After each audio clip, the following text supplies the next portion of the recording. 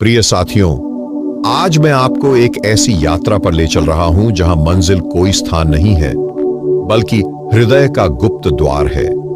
हम सब अपने जीवन में किसी न किसी को प्रेम करते हैं, माता पिता, परिवार, मित्र या जीवन साथी को। पर क्या आपने कभी सोचा है कि वह शाश्वत प्रेम कैसा होगा, जो न टूटे, न घटे, न बढ़े, न ही समय की दीवारों में कैद हो? यही प्रेम है, ईश्वर से सच्चा प्रेम। इस यात्रा में मैं आपका साथी बनूंगा और वादा करता हूं, यदि आप अंत तक साथ देंगे तो आपके भीतर का एक द्वार खुलेगा जो अब तक बंद था। ईश्वर से प्रेम करना केवल धार्मिक कर्मकांड या परंपरागत प्रार्थना तक सीमित नहीं है। यह एक ऐसा अनुभव है जो भीतर की गहराई से उपजता है। जैसे कोई नदी अपने स्रोत की ओर लौटने को बेचैन हो, वैसे ही आत्मा अनजाने में उस अदृश्य प्रेम की ओर आकृष्ट होती रहती है। जब हम संसार में प्रेम ढूंढते हैं तो हमें तृप्ति क्षणिक मिलती है, क्योंकि मनुष्य सीमित है। पर जब वही प्रेम अनंत के साथ जुड़ता है तो हृदय में ऐसी शांति उतरती है जिसे शब्दों में नहीं बांधा जा सकता। लेकिन प्रश्न यह उठता है कि उस ईश्वर को, जिसे हमने कभी देखा नहीं, उससे सच्चा प्रेम कैसे किया जाए? इसका उत्तर सीधा है। प्रेम केवल आंखों से देखने का विषय नहीं है, वह तो अनुभव से उपजता है। जैसे हम हवा को नहीं देखते पर उसकी शीतलता का आनंद लेते हैं, वैसे ही परमात्मा का स्पर्श आत्मा की गहराई में महसूस किया जा सकता है। जब हम भीतर उतरते हैं और अपनी आत्मा की पुकार सुनते हैं, तभी ईश्वर की उपस्थिति पहली बार महसूस होती है। ईश्वर प्रेम की शुरुआत होती है आत्म स्वीकृति से। जब इंसान अपने दोषों, सीमाओं और कमियों को स्वीकार करता है, तब उसके भीतर एक सच्चाई जन्म लेती है। यही सच्चाई उसे उस परम सत्य की ओर ले जाती है जिसे हम ईश्वर कहते हैं। अगर भीतर कपट है, दिखावा है या अहंकार है, तो प्रेम का बीज अंकुरित नहीं हो सकता। हम सब जानते हैं कि प्रेम किसी मजबूरी से जन्म नहीं लेता। जैसे फूल अपनी खुशबू स्वतः बिखेर देता है, वैसे ही जब हृदय निर्मल होता है तो प्रेम अपने आप बहने लगता है। यही कारण है कि संत महात्मा बार बार कहते हैं कि ईश्वर को पाने से पहले मन को साफ करो, आत्मा को निर्मल करो। जब हृदय दर्पण की तरह पारदर्शी होता है, तब उसमें ईश्वर की छवि स्वतः प्रतिबिंबित होती है। जब कोई साधक अपने भीतर झांक लेता है और यह मान लेता है कि उसे अभी अधूरा प्रेम ही मिला है, तब उसकी यात्रा की असली शुरुआत होती है। यह आरंभ बाहर नहीं, भीतर से होता है। मनुष्य का स्वभाव है कि वह बाहर खोजता है, रिश्तों में, भौतिक वस्तुओं में, उपलब्धियों में। पर ईश्वर का सच्चा अनुभव तभी संभव है जब हम आत्मा की गहराई में उतरें। ये वैसा ही है जैसे कोई गोताखोर सतह की लहरों से आगे बढ़कर सागर के गर्भ में मोती खोजता है। मनुष्य का पहला सामना अपने ही विचारों और भावनाओं से होता है। ये विचार अक्सर बिखरे हुए, उलझे हुए और अशांत होते हैं। साधक के लिए सबसे बड़ी चुनौती है इस अशांति को शांत करना। यदि मन तूफानी समुद्र की तरह है तो उसमें ईश्वर का प्रतिबिंब कभी स्पष्ट नहीं दिखेगा। साधक को बार बार अपने ध्यान को वर्तमान क्षण में लाना पड़ता है, अपनी ऊर्जा को भीतर टिकाना पड़ता है। जैसे जैसे मन स्थिर होने लगता है, साधक के भीतर एक नई प्यास जन्म लेती है। यह प्यास साधारण नहीं होती, यह आत्मा की पुकार होती है। यह ऐसा आकर्षण है जो उसे निरंतर भीतर की ओर खींचता है। सांसारिक सुख उसे फीके लगने लगते हैं और भीतर का सत्य अधिक गहरा प्रतीत होने लगता है। यही वह क्षण है जब साधक समझता है कि अब उसकी खोज किसी वस्तु या व्यक्ति की नहीं, बल्कि उस अदृश्य सत्ता की है जिसे उसने कभी देखा नहीं पर महसूस अवश्य किया है। इस खोज में एक अजीब अकेलापन भी साथ चलता है। साधक को लगता है कि भीड़ में होने पर भी वह एक अज्ञात दिशा की ओर चल रहा है। यह अकेलापन वास्तव में एक संकेत है कि आत्मा अब भीतर की यात्रा पर निकल पड़ी है। यदि इस क्षण साधक धैर्य रखे और भीतर उतरता रहे तो परत दर परत उसकी असली पहचान सामने आती जाती है। हर परत किसी बोझ की तरह होती है, भय, मोह, लोभ, असुरक्षा। जब ये परतें हटती जाती हैं तो भीतर का उजाला दिखाई देने लगता है। ये प्रकाश बाहरी नहीं बल्कि आत्मा का अपना है। साधक हैरान होता है कि यह रोशनी तो हमेशा उसके भीतर थी, पर वह इसे कभी पहचान नहीं पाया। जब साधक आत्मा की पुकार सुन लेता है और भीतर उतरने लगता है, तब उसके सामने भक्ति का विशाल मार्ग खुलता है। भक्ति केवल धार्मिक अनुष्ठानों का नाम नहीं है, यह तो हृदय का गहनतम समर्पण है। अगर कोई पूजा केवल दिखावे के लिए है तो उसमें जीवन नहीं होता। सच्ची भक्ति तब जन्म लेती है जब इंसान अपने समस्त अहंकार को छोड़कर पूरे भाव से पुकारता है। यही पुकार ईश्वर तक पहुंचती है और वही उसे परम प्रेम के निकट ले जाती है। भक्ति का स्वभाव बड़ा ही सरल है, लेकिन इसकी गहराई अथाह है। इसमें कोई बंधन नहीं, केवल भावनाएं हैं। जैसे बच्चा अपनी मां पर बिना शर्त भरोसा करता है, वैसे ही भक्ति में साधक स्वयं को ईश्वर की शरण में सौंप देता है। वहां न तर्क बचता है, न स्वार्थ, केवल आत्मा का सच्चा निवेदन रह जाता है। यही निवेदन साधक के भीतर वह अनुभव जगाता है जिसे शब्दों में नहीं कहा जा सकता। सच्चे प्रेम का स्वरूप तब स्पष्ट होता है जब साधक कहता है, मुझे आप चाहिए, आपके अतिरिक्त कुछ भी नहीं। यह वाक्य साधारण नहीं, बल्कि आत्मा की गहराई से निकली हुई पुकार है। और जब यह पुकार उठती है, तब साधक के भीतर का खालीपन धीरे धीरे एक अदृश्य उपस्थिति से भरने लगता है। भक्ति साधक को हर क्षण यह अनुभव कराती है कि ईश्वर कहीं दूर नहीं है। पत्तों की हलचल, पक्षियों का मधुर स्वर, बहती नदी का कलकल, सब कुछ मानो ईश्वर की झलक देने लगते हैं। साधक देखता है कि प्रेम केवल किसी मूर्ति या वेदी तक सीमित नहीं है, बल्कि संपूर्ण सृष्टि ही उस परम प्रेम की अभिव्यक्ति है। लेकिन भक्ति केवल भावनाओं का खेल नहीं है, यह साधना की तपिश में पककर परिपक्व होती है। साधक को निरंतर स्मरण करना पड़ता है, हर परिस्थिति में ईश्वर को याद करना पड़ता है। जब यह अभ्यास गहराई से बैठता है तो भक्ति स्थायी हो जाती है। इस स्थिरता में साधक समझने लगता है कि ईश्वर से संवाद शब्दों से नहीं, बल्कि मौन से होता है। यही कारण है कि भक्ति धीरे धीरे साधक को मौन की ओर खींचती है। जब शब्द थक जाते हैं और हृदय की पुकार केवल निःशब्द भाव बन जाती है, तब एक नया अनुभव जन्म लेता है। यह अनुभव साधारण नहीं होता, यह साधक को ऐसी गहराई में ले जाता है जहां हर सांस ईश्वर का स्मरण बन जाती है और यहीं से यात्रा और गहन होने लगती है। साधक के भीतर प्रश्न उठता है, यदि मौन ही असली भाषा है तो इस मौन को कैसे जिया जाए? ध्यान की राह इस मौन को किस रूप में प्रकट करती है? यह प्रश्न भीतर एक नया द्वार खोलता है और साधक को अनायास उस दिशा में ले जाता है जहां ध्यान उसका अगला कदम बन जाता है। भक्ति जब साधक के हृदय में गहराई से जम जाती है तो धीरे धीरे वह उसे मौन की ओर ले जाने लगती है। साधक अनुभव करता है कि शब्द सीमित हैं और ईश्वर असीम। जब तक हम शब्दों और विचारों के घेरे में रहते हैं, तब तक परमात्मा को पूरी तरह महसूस नहीं कर पाते। यहीं से ध्यान की यात्रा शुरू होती है। ध्यान केवल बैठकर आंखें बंद करने का अभ्यास नहीं है, बल्कि यह भीतर की शांति को सुनने की कला है। कल्पना कीजिए, किसी शांत झील के किनारे बैठकर आप अपनी सांसों की लय को महसूस कर रहे हैं। चारों ओर न कोई शोर है, न कोई विघ्न। उस क्षण आपको ऐसा लगता है मानो पूरी सृष्टि आपके भीतर समा गई हो। यही ध्यान की झलक है। यह कोई कठिन साधना नहीं, बल्कि हृदय को शांत करके भीतर की निस्तब्धता को देखना है। जब मन स्थिर होता है तो वही स्थिरता धीरे धीरे ईश्वर की उपस्थिति में बदल जाती है। ध्यान का असली उद्देश्य मन को नियंत्रित करना नहीं है, बल्कि उसे उसकी असली स्थिति में लौट आना है। मन का स्वभाव है भटकना, हर क्षण इधर उधर दौड़ना।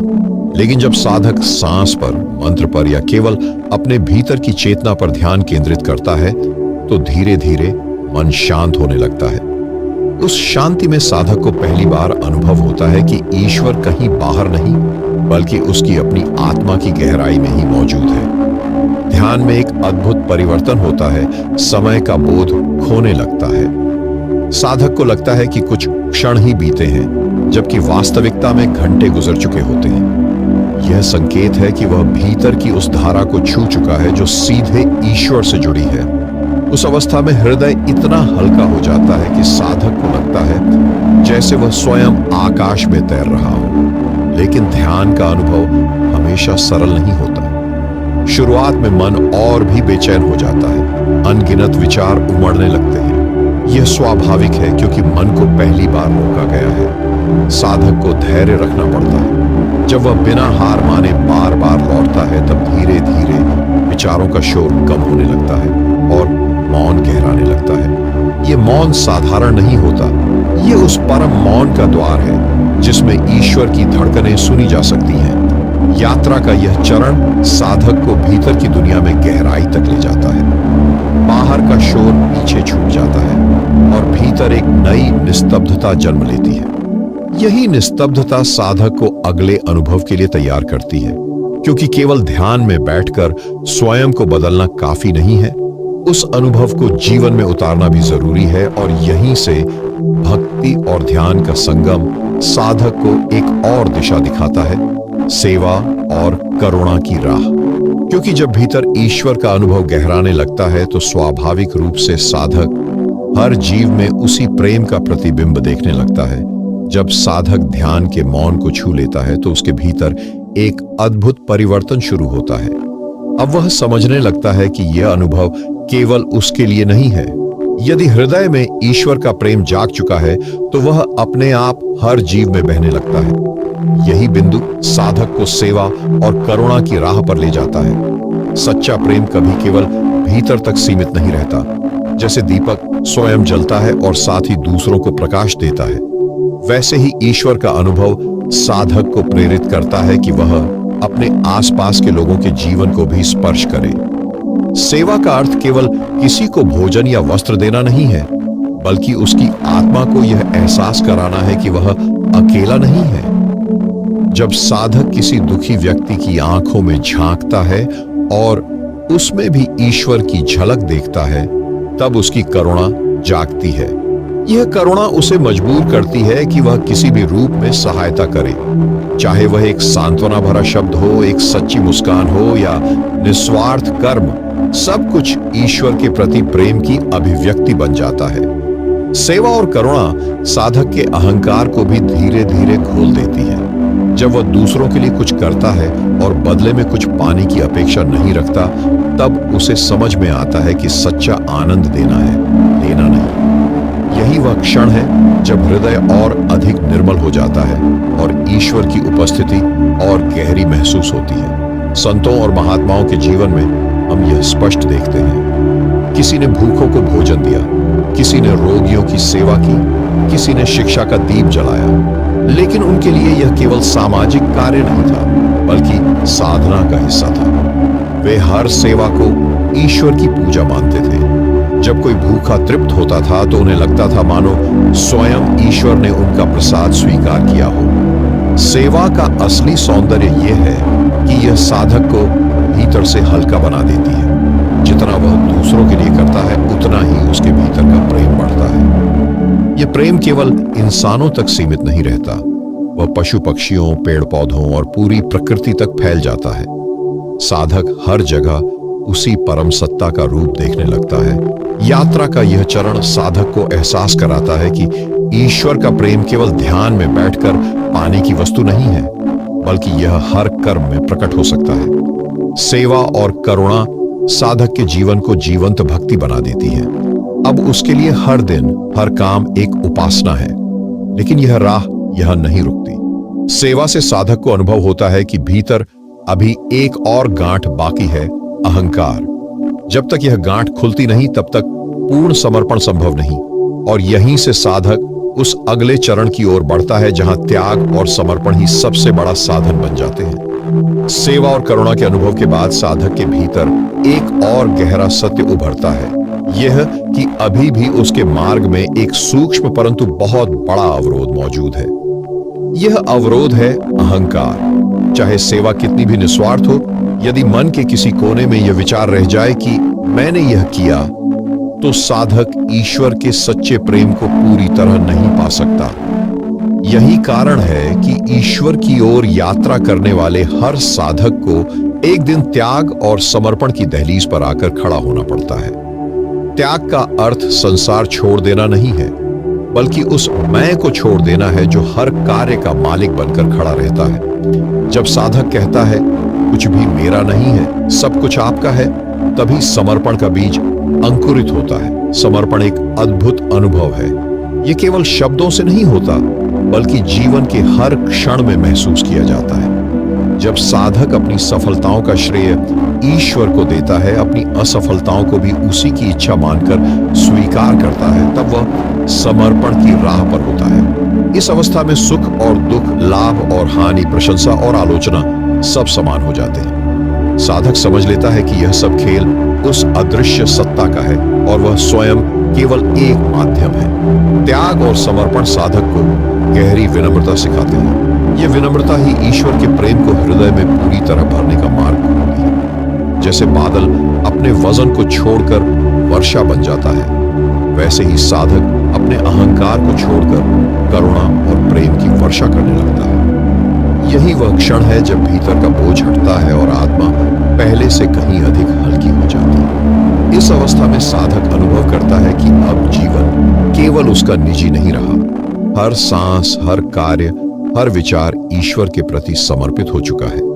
यहां तक कि साधारण कर्म भी पूजा का रूप ले लेते हैं। खाना बनाना, पढ़ना, काम करना या चलना, सब कुछ एक भक्ति रस में डूबा हुआ लगता है। त्याग और समर्पण साधक को एक अनोखी शक्ति भी देते हैं। जब अहंकार नहीं रहता तो भय भी समाप्त हो जाता है, क्योंकि भय हमेशा इस मैं से जुड़ा होता है। मेरे साथ क्या होगा, मेरा क्या बिगड़ेगा। लेकिन जब साधक ये मान लेता है कि सब कुछ उसी का है, तो भय का कोई अस्तित्व ही नहीं बचता। यही निडरता साधक को और गहराई तक ईश्वर के करीब ले जाती है। यात्रा का यह चरण साधक के लिए एक विशाल द्वार खोलता है। अब उसका मन और हृदय इतने निर्मल हो जाते हैं कि ईश्वर का स्मरण उसके हर श्वास में घुलने लगता है, और यहीं से वह अनुभव करने लगता है कि नाम, स्वर और नाद सब ईश्वर तक पहुंचने की गुप्त सीढ़ियां हैं। यही अनुभव साधक को अगले रहस्य की ओर ले जाता है कि कैसे प्रेम स्वर से नाद तक फैलता है और हर श्वास परमात्मा की पुकार बन जाती है। जब साधक अहंकार का बोझ उतार देता है और हर सांस को समर्पण में जीने लगता है, तो उसके भीतर एक नई गूंज जन्म लेती है। यह गूंज केवल मन में नहीं, बल्कि संपूर्ण अस्तित्व में सुनाई देती है। यही गूंज है नाद, वह सूक्ष्म ध्वनि जो हर हृदय की गहराई में बह रही है। साधारण कान इसे नहीं सुन पाते, लेकिन प्रेम से भरा हुआ साधक इसे स्पष्ट महसूस करने लगता है। इस अवस्था में शब्द मात्र अक्षर नहीं रहते, वे प्रार्थना बन जाते हैं। जब साधक ईश्वर का नाम लेता है तो उसका उच्चारण केवल ध्वनि नहीं रह जाता, बल्कि आत्मा की पुकार बन जाता है। नाम स्मरण साधक को भीतर की उस लय से जोड़ देता है जहां हर शब्द ऊर्जा में बदलकर प्रेम की धारा बहाता है। संगीत और भक्ति का रिश्ता यहीं से समझ आता है। कोई भजन, कोई कीर्तन, कोई मंत्र, सब उसी नाद को जगाने के साधन है। जब साधक इनका रसपान करता है तो उसका मन धीरे धीरे बाहरी हलचलों से हटकर भीतर की मौन धुन में डूबने लगता है। उस समय न स्वर ऊंचा होता है, न धीमा, वह केवल आत्मा का स्पंदन बन जाता है। नाम स्मरण का सबसे बड़ा चमत्कार यह है कि यह साधक के विचारों की दिशा बदल देता है। जहां पहले मन इधर उधर भटकता था, वहीं अब एक बिंदु पर स्थिर होने लगता है। यह स्थिरता साधक को गहन शांति देती है। इस शांति में वह समझता है कि ईश्वर से सच्चा प्रेम केवल भाव में नहीं, बल्कि हर श्वास में होना चाहिए। जब सांस आती है तो उसका अनुभव वह मेरे भीतर है बनता है। जब सांस जाती है तो यह भाव होता है, मैं उसी में विलीन हूं। यह निरंतर स्मरण साधक को बाहरी परिस्थितियों से परे कर देता है। चाहे वह कोलाहल के बीच हो या एकांत में, नाम की धुन भीतर गूंजती रहती है। यही निरंतरता साधक को ईश्वर से अविच्छिन्न संबंध में बांध देती है। गुरुओं और संतों ने इस रहस्य को हमेशा सरल शब्दों में बताया है, नाम ही नाव है। यह नाव साधक को इस संसार की लहरों से पार ले जाती है। जब मन बिखरने लगता है तो नाम की पुकार उसे वापस केंद्र में खींच लाती है। यही कारण है कि हर परंपरा में नाम स्मरण को अमूल्य स्थान दिया गया है। इस यात्रा का यह चरण साधक को अनुभूति कराता है कि अब ईश्वर केवल किसी दूरस्थ सत्ता का नाम नहीं है। वह ध्वनि, वह स्पंदन, वह श्वास, सब उसी का रूप है। साधक को ऐसा लगता है जैसे हर दिशा से पुकार हो रही हो और हर पुकार में ईश्वर ही उत्तर दे रहा हो। लेकिन यह अनुभव अभी अंतिम नहीं है। जब साधक इस धुन में गहराई से डूबता है तो उसे पता चलता है कि प्रेम केवल भीतर बहने वाली भावना नहीं, बल्कि संपूर्ण जीवन का आधार है। यही भाव उसे अगले चरण की ओर खींच ले जाता है, जहां जीवन का हर कार्य प्रेम का उत्सव बन जाता है।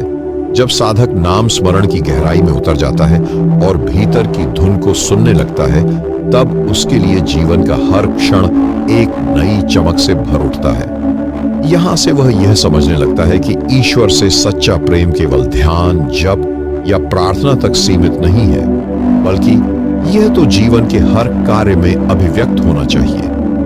प्रेम को केवल अनुभव करना पर्याप्त नहीं, उसे जीना भी उतना ही आवश्यक है। इस अवस्था में साधक का दृष्टिकोण बदल जाता है। अब वह छोटे छोटे कार्यों में भी ईश्वर का स्पर्श खोज लेता है। सुबह का सूरज केवल प्रकाश नहीं देता, बल्कि साधक को यह याद दिलाता है कि दिव्यता हर दिन नया आरंभ करने का अवसर दे रही है। भोजन केवल शरीर की भूख मिटाने का साधन नहीं रह जाता, बल्कि उसे लगता है कि हर निवाला ईश्वर का प्रसाद है। यहां तक कि चलना, बोलना, हंसना, सब कुछ एक नई भक्ति में रंग जाता है। प्रेम जब जीवन का आधार बन जाता है, तो साधक दूसरों से व्यवहार में भी पूरी तरह बदल जाता है।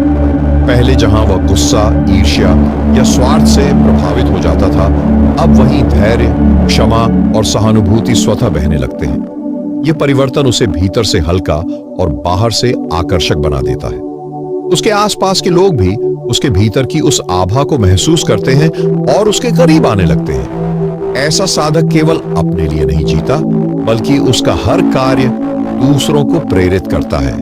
ईश्वर का प्रेम जब साधक की नस नस में बहने लगता है, तो जीवन एक उत्सव का रूप ले लेता है।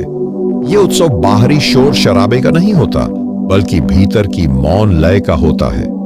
साधक जब किसी बच्चे की मासूम मुस्कान देखता है, तो उसका हृदय झूम उठता है। जब वह किसी बूढ़े की झुर्रियों में जीवन का अनुभव देखता है, तो उसे उसमें भी वही दिव्य प्रकाश दिखता है। यहां तक कि जब कठिनाई या दुख सामने आता है, तो साधक उसे भी एक अवसर मानकर अपनाता है, क्योंकि अब उसके लिए हर परिस्थिति ईश्वर की लीला बन गई है। इस प्रेम आधारित जीवन का सबसे बड़ा सौंदर्य यह है कि साधक अब किसी बाहरी उपलब्धि की तलाश में नहीं रहता। उसे यह चिंता नहीं रहती कि समाज उसे क्या कहेगा, कौन उसकी प्रशंसा करेगा या कौन उसकी आलोचना करेगा। उसका आनंद भीतर से आता है और यही आनंद स्थायी होता है। यह आनंद साधक को नृत्य करने पर मजबूर कर देता है, चाहे वह शब्दों में नृत्य हो, विचारों में या कर्मों में। ऐसी अवस्था में जीवन केवल एक क्रम नहीं, बल्कि एक रचना बन जाता है। साधक अपनी हर सांस से एक नई कविता लिखता है, हर कर्म से एक नई धुन रचता है और हर संबंध से एक नया गीत गाता है। उसके लिए दुनिया अब बोझिल जगह नहीं, बल्कि प्रेम का मंच बन जाती है, जहां हर व्यक्ति अपनी भूमिका निभा रहा है। इस मंच पर साधक को कोई शत्रु नहीं दिखता, क्योंकि वह जान चुका है कि सब उसी परम सत्ता के अंश हैं। लेकिन यह प्रेम केवल जीवन को सुशोभित करने के लिए नहीं है। यह साधक को उस परम सत्य के और भी निकट ले जाता है, जहां उसे लगता है कि प्रेम ही सृष्टि का मूल है। तारों का चमकना, हवाओं का बहना, नदियों का बहना, सब प्रेम की अभिव्यक्ति है। साधक इस रहस्य को जीते जी महसूस करने लगता है और उसके लिए ब्रह्मांड अब कोई रहस्य नहीं, बल्कि खुली किताब बन जाता है। यात्रा का यह चरण साधक के लिए सबसे मधुर है, क्योंकि यहाँ उसे लगता है कि वह वास्तव में ईश्वर के साथ नृत्य कर रहा है। लेकिन यह नृत्य केवल आनंद के लिए नहीं है, यह साधक को और गहरे सत्य की ओर ले जाता है। धीरे धीरे वह समझता है कि प्रेम की इस धारा को स्थायी बनाने के लिए उसे ध्यान, अभ्यास और जागरूकता को और गहरा करना होगा, क्योंकि यदि ध्यान हटेगा तो यह धारा क्षण भर के लिए कमजोर पड़ सकती है।